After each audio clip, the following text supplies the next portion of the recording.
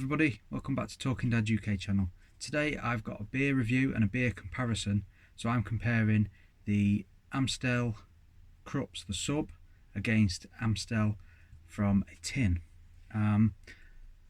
Just quickly on the Krups Sub, that's just been poured off a minute or two ago. You'll see that at the beginning of the video. Slightly losing the head on that, and we've got a can of Amstel as well.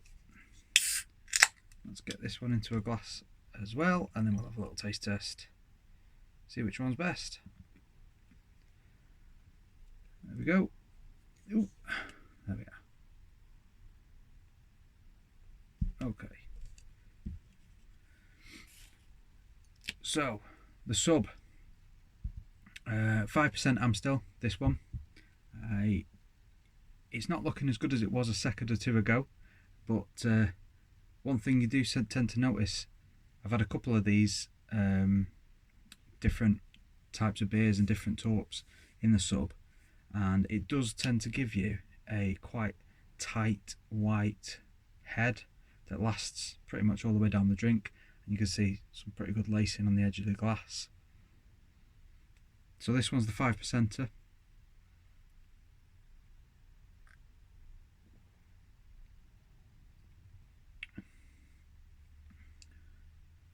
Sweet malt.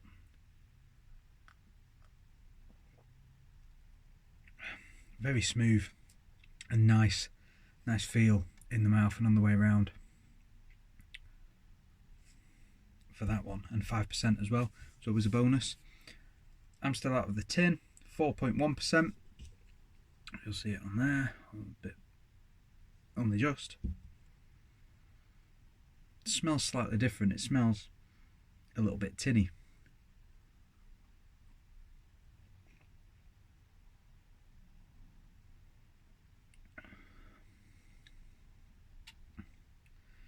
It's not as smooth.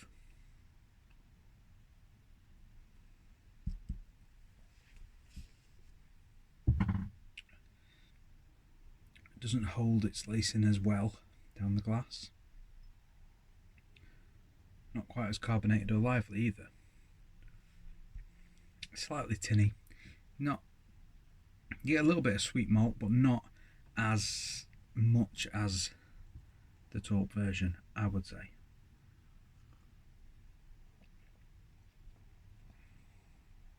Much smoother.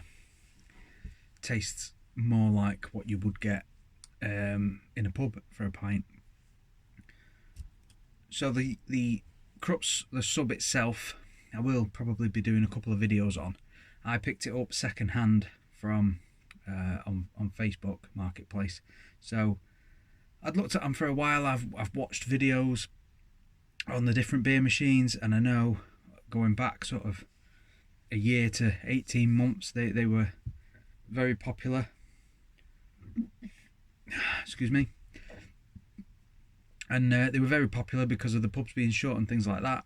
And now obviously pubs are back open and they're not necessarily as popular.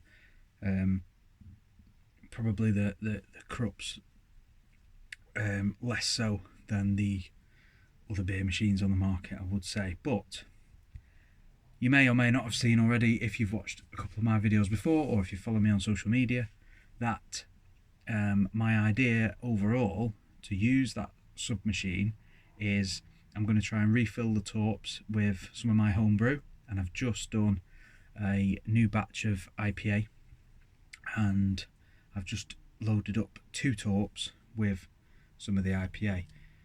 So hopefully in a few weeks time I can bring you that video and we'll have a bit of a taste test, and I'll try and make a video of showing you how it comes out of the machine and stuff like that, because if it doesn't come out of the machine as well as the regular ones do, then there's not much point making the effort of doing it.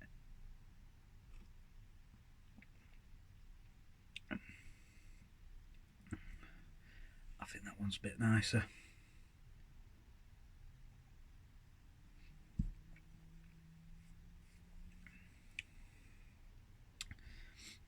Both slight sweet malt, light, crisp, This one's very smooth. The one out of the tin is slightly more lighter and watery, I would say, but then it is only 4.1%, so you probably expect that. Amstel is one of my go-to drinks, I would say, especially out of the tins. I'll probably go for that quite often if I'm just looking for a lager, as opposed to all the other craft stuff that you can find. So yeah, the winner is the sub version, 5%. But having said that, you can pick up 4 cans of Amstel for £4 or £5 from your local shop, supermarket, anywhere really. Whereas your torps, I think it was £8.40 per torp. I got 2, and then you had to pay delivery on top of that. And I know I've seen a couple of people reviewing it, the machine itself and the top ups, and that seems to be its downfall, is how much it costs you in delivery, and you've got to pay for your postage and packaging. It's almost the same price as a torp itself, so it's almost £9, which is quite steep. But as I say, with my little experiment that I've got planned, if I can run my homebrew through it and it works and it tastes alright, then we'll be looking at about 60p a pint, which will be ideal. So hopefully I can bring you that video soon.